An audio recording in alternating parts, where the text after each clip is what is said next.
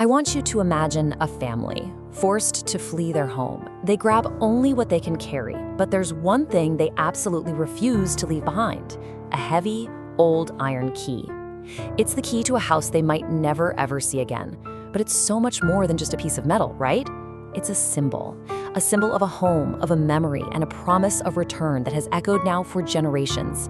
That single object, it carries the weight of this entire 75-year conflict. So let's just dive right into it. The real question at the heart of all of this, it isn't just about land or politics. It's about people. How did two communities who at one point lived side by side in a land they both called home get locked into this seemingly endless cycle of fear and violence and deep, deep mistrust? To even begin to understand today, we have to go back to the beginning. All right, let's rewind the clock to the early 20th century. The land we're talking about is Palestine, and it's under the control of the British Mandate. And right there, it becomes the stage for two incredibly powerful and colliding dreams.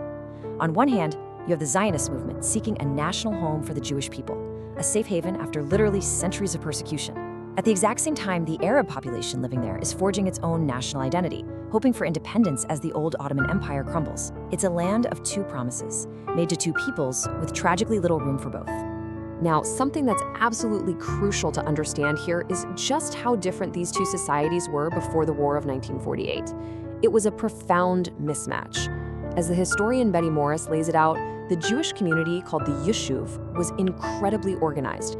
It basically had a state in waiting, with a central leadership, its own regular army, the Haganah, and a steady stream of funding from the global Jewish diaspora. Palestinian society, on the other hand, was way more fragmented. Loyalties were local to your family, your clan, your village. Leadership came from a few elite families in the cities, their fighters were more like local militias, and the economy was mostly agricultural. This was not a conflict between equals. One side was fully prepared for statehood, and the other, well, it just wasn't. And this brings us to a really controversial but critical concept: transfer. The idea of moving the Arab population out of the land. This wasn't some fringe idea whispered in secret. No, it was openly discussed by Zionist leaders as a possible solution to what they saw as a demographic problem. In this letter from 1937 to his son, David Ben-Gurion, the man who would become Israel's first prime minister, is crystal clear. This was part of the strategic thinking long before the war even started, seen by some as a tragic but maybe necessary step to create a viable Jewish state. And that leads us straight to the turning point, the year 1948. For one people, it's the miraculous birth of a nation, the fulfillment of a 2,000-year-old dream. For the other, it is a national trauma of being uprooted, of dispossession and exile. The exact same moment in history creates two completely irreconcilable memories, two foundational stories that are still being fought over to this very day. The human cost was just staggering. Between 1947 and 1949, around 700,000 Palestinian Arabs, that's more than half of their entire population, either fled or were expelled from their homes. This single number, this is the origin of the Palestinian refugee crisis. And this really gets to the core of the deadlock. How can one war create two such completely opposite memories? It's more than just a disagreement over what happened. It's a head-on collision of national epics, one of redemption and survival, and one of absolute catastrophe, born from the very same events. So let's just break down what this means. For Israelis, it's the War of Independence. It's a desperate fight for survival against invading Arab armies that wanted to wipe them out. Winning meant the birth of a safe haven. But for Palestinians, it's the Nakba, which means the catastrophe. It's a story of systematic expulsion, of villages being wiped off the map, and an entire society being uprooted. The psychological gap created by these two opposing narratives, it's the very bedrock of why this conflict feels so impossible to solve. Now, for decades, the official Israeli story was that the refugees left on their own, or because Arab leaders told them to. But then, starting in the 1980s, a new kind of battle erupted. This one was fought in archives and libraries. A group of Israeli scholars started digging into their own country's newly declassified documents, and what they found, well, it started to challenge their own country's foundational story. They were called the New Historians, people like Benny Morris and Ilan Pappé, who used Israel's own military and state records to paint a much more complicated and frankly often disturbing picture of what really happened in 1948. Their work was revolutionary, and it set off a total firestorm of debate. It all boiled down to one question. Were the Palestinians pushed out by a deliberate plan, or was it just the tragic, messy consequence of a brutal war? And you can see this whole debate perfectly in the work of Morris versus Poppy. Morris, who relies almost entirely on official Israeli archives, he argues that, yeah, expulsions happened, but they were mostly a result of the chaos of war, a military necessity. He says there was no grand master plan. Poppy sees it completely differently. He argues it was a systematic, deliberate campaign of ethnic cleansing that was planned well in advance. And crucially, he brings in Palestinian oral histories and survivor testimonies, arguing that you need those voices to fill in the gaps that the official records leave out. This debate, it's not just academic. It has a real and haunting geography. Take a look at the former site of Tantura. It was a Palestinian fishing village captured in May 1948. Today, it's a popular Israeli beach. But just beneath the sand lies this fiercely contested memory of a massacre. And modern forensic analysis has identified areas consistent with mass graves right where Palestinian survivors said they were forced to bury their own dead.